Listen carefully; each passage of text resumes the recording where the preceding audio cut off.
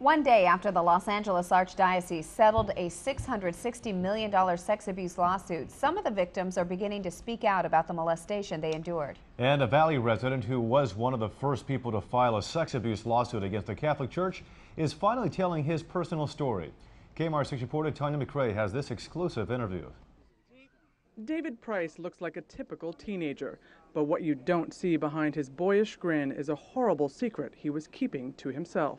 I was a student at Mater Dei High School in Santa Ana, and the principal, Father Michael Harris, molested me those 4 years. From 1979 to 1983, David was sexually molested by the school principal, Monsignor Michael Harris.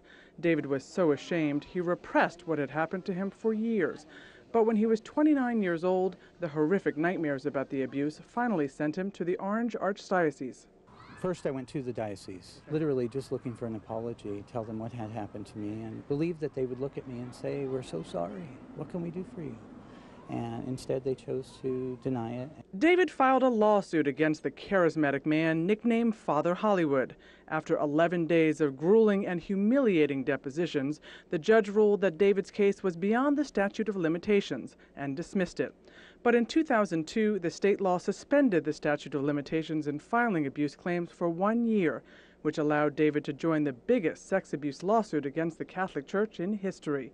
Monday's $660 million settlement was a long-awaited victory for David.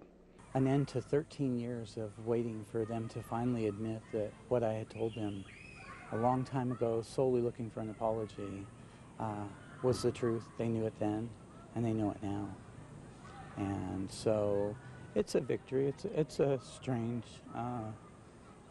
victory. I would have rather made my money other ways. David has been in therapy for 15 years now, and as a part of his healing process, he has written a book about his experience called Altar Boy, Altered Life.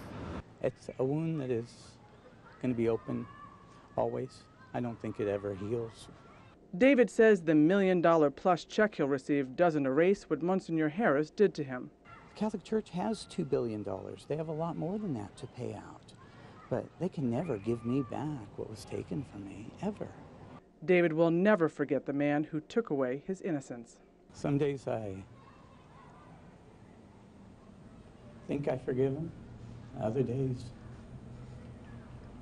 I wish I'd never met him. This is Tanya McRae for KMIR 6 News.